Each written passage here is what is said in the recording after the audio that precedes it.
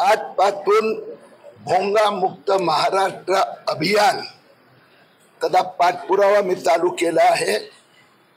भोंगा मुक्त मुंबई झालं। मुंबई पोलिसांनी 15 बेकायदेशीर भोंगे मशिदीवरून खाली उतरायला लावले। आता महाराष्ट्रात पण ठिकठिकाणी मशिदी कोणत्याही प्रकारची परवानगी न घेता दिवसात रोज 5 वेळा मुंबई उच्च न्यायालयाचा निर्णयाचा भंग करतात। मी SP साहेबांना विनंती केली आहे की मुंबई कमिशनरनी जशी मोहीम राबवली तशी आपण बुलढाणा जिल्ह्यात राबवावी। जिल्हाधिकारी कडे आम्ही जे बांगलादेशी रोहिंग्या घुसखोर अपात्र लोकांनी मोठ्या प्रमाणात 2024 मध्ये खोटे कागदपत्र दाखल करून जे जन्म प्रमाणपत्र मिळवलं, बुलढाणा जिल्ह्यात नायब तहसीलदारनी 300हून अधिक असं बेकायदेशीर आदेश दिले आहेत। ते रद्द करण्याचे मंत्रालयाने निर्देश दिल्यानंतर आजपर्यंत एकही या 1300 लोकांचा प्रमाणपत्र परत घेण्यात आलेलं नाही। त्याच्या व्यतिरिक्त काही ठिकाणी सरकारी हॉस्पिटल मधून 1 वर्षहून अधिक वयाच्या लोकांचं नाव, 1 वर्ष असेल 41 वर्ष, बेकायदेशीरित्या, उदाहरण मलकापूर मध्ये 1426 असं बेकायदेशीर नोंदी घेण्यात आल्या आहेत। जिल्हाधिकाऱ्यांना आम्ही सांगितलं की फार गंभीर बाब आहे। राज्य सरकारने दिली ना साहेब, जन्म प्रमाणपत्रामध्ये JFCने पण खूप प्रमाणपत्र दिले। वैभव नाईक असं म्हणतात की किरीट सोमय्या यांना या बातमीची खबर आहे का? आता देवेंद्र फडणवीस आणि सरकारने न्यायालय, आम्ही आमचं काम केलं, न्यायालयाने काय करावं या संबंधात किरीट सोमय्या काय करू शकतो? JMFCने देखील खूप जन्म प्रमाणपत्र दिलेले आहे।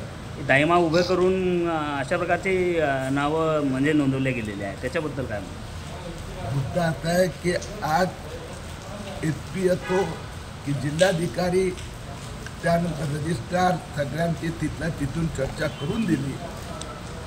1 आठवड्यानंतर मी आता पाठपुरावा घेणार की जिल्हाधिकाऱ्यांनी काय कारवाई केली, या सगळ्यांची चौकशी आणि कारवाई। वेगळी यंत्रणा तयार करायला पाहिजे का जन्म दाखला देण्यासाठी? आता महाराष्ट्रात 2,24,000नी 2024 मध्ये अर्ज केले, त्यापैकी मोर दॅन 2 लाख यांनी कागदपत्र दिलेले नाही किंवा खोटे कागदपत्र दिले आहे, फतवाफतवी केलेली आहे। या सगळ्यांचं पुनर्निरीक्षण आणि रद्द करण्याची प्रक्रिया सुरू झालेली आहे। साहेब, आपल्याला मी एकच सांगतो की महाराष्ट्र सरकारने ही मोहीम सुरू केल्यानंतर 2025 मध्ये 25 अर्ज सुद्धा आलेले नाही। 2024 मध्ये बुलढाणा जिल्ह्याच्या हिशोबाने किती आहे? बुलढाण्यात आता की एक तर 13 नायब तहसीलदारांनी दिलेले आदेश रद्द करायचे होते, त्यातले एकाचंही प्रमाणपत्र आलेले नाहीये। परत फक्त मलकापूर हॉस्पिटलमधून बेकायदेशीररित्या 1 वर्षापेक्षा अधिक वयाचे ज्यांना न्यायालयात ऑर्डर घ्यावं यांनी डायरेक्ट दिले आहेत। आता त्याची चौकशी आजपासून सुरू होत आहे। आपण इंटरफेअर करू नये असं काही आपल्याला काही सूचना दिल्या आहेत का?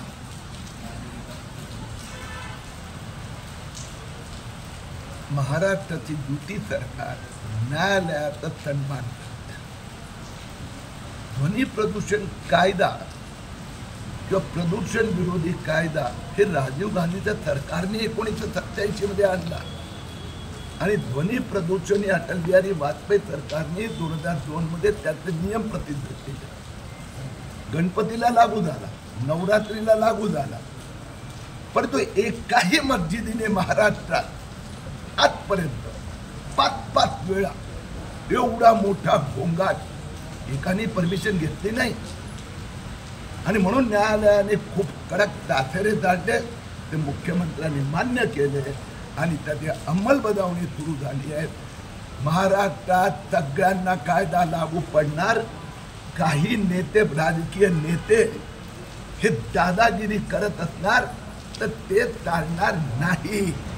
अनधिकृत भोंगे बंद मुंबईत झाले आहेत, महाराष्ट्रात होणार.